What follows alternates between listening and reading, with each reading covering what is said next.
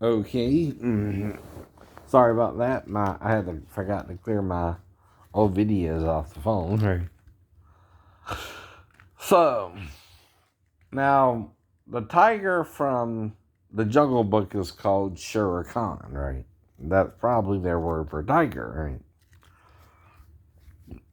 But of course, we can't call him Tiger, right? That's just too simple, right?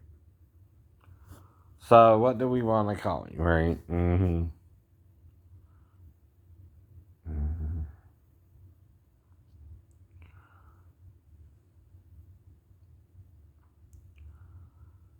How about Share Puss, or something like that, right? Combining both Shere Khan or something like that, and kind of Puss in Boots, I say, right? Because Puss also is a way to say cat, right? So he's a tiger, he's also a cat, so we're gonna call him Sheer Puss, right? Just to give him a name, right? Now, if I want to make this into a character, right? Which it's all it is it's actually a T-shirt iron on, right? That I got from Walmart. Now, the thing is, they're selling this to me, right? I don't have to license it, right? I don't have to do anything special with it. Why, right? Because it's for sale. And I bought it, and I'm gonna make it into characters, right? For my new program. Now, so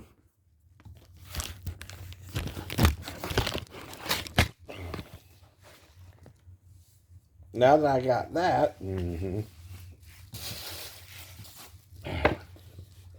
you got to write dialogue, right? And come up with voices for each character. So Foxy Doxy is character one.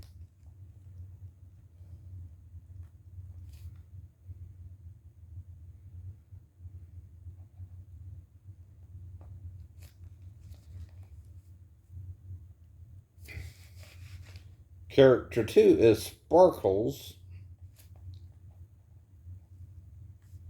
the unicorn.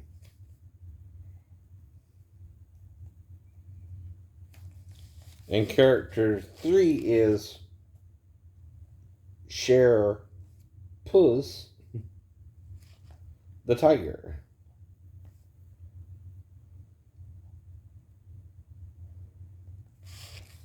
All right, so then I got to come up with what do I want to discuss among these three characters. Well, right now I'm arguing with someone about whether they had sex in Eden or not and how Moses would word that if they did. Right? And if you read the Hebrew Bible, men are often compared to trees. So are the angels. That's funny. That's funny. And it's almost hinted that they can become human and mate with us. Especially in Genesis chapter 6. I wonder where they got that idea. The tree of the knowledge of good and evil? Alright. In Eden wasn't really a tree. Right. But men are not hearing this, right? They're not understanding this parable Moses told about what happened in Eden, right? Now, there should be several hints, though. He didn't call it a palm tree, right? He didn't call it a cedar of Lebanon, right?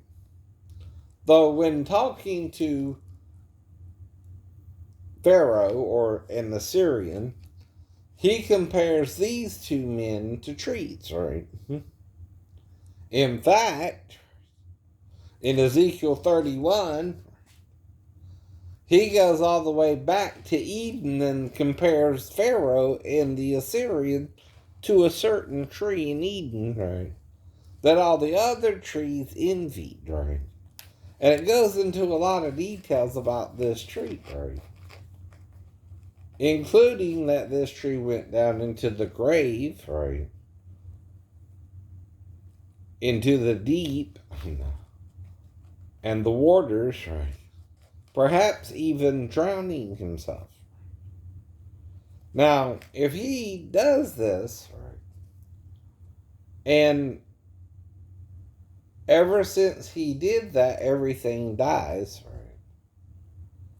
Even the tree of life, if he tried to kill it too as part of his sin, right? As Christ was slain before the foundation of the world, and the way you can do that is if he too, right? The tree of life. Now they call this a pre-incarnation of Christ, right? Now a carnal man, he'll think, well, Jesus was born 2,000 years ago, right? They don't understand the same being communicating with Israel the whole time is Jesus. He's the God of gods. He's the El Elyon. He's the visible image of the invisible God, right?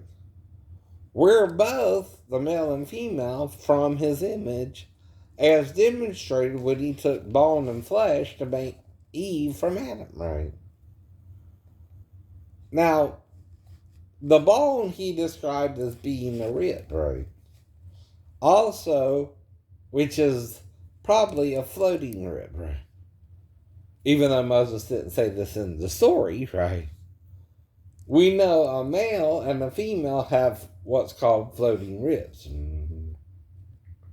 In fact, each one has 12 floating ribs.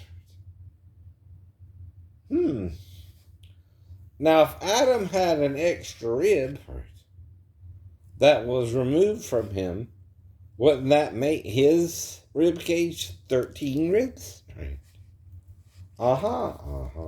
Not mine. Not a woman's today. But that would be Adam himself, if you take the story literally, had 13 ribs.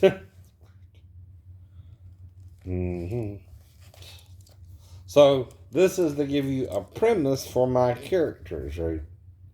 In the story, right?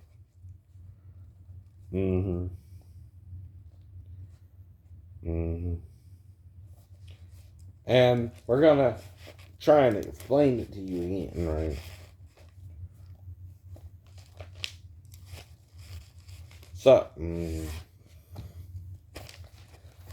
the next thing I have to do is come up with voices, right? For each character. And how I want them to sound. Now, 2 characters I might do on one hand.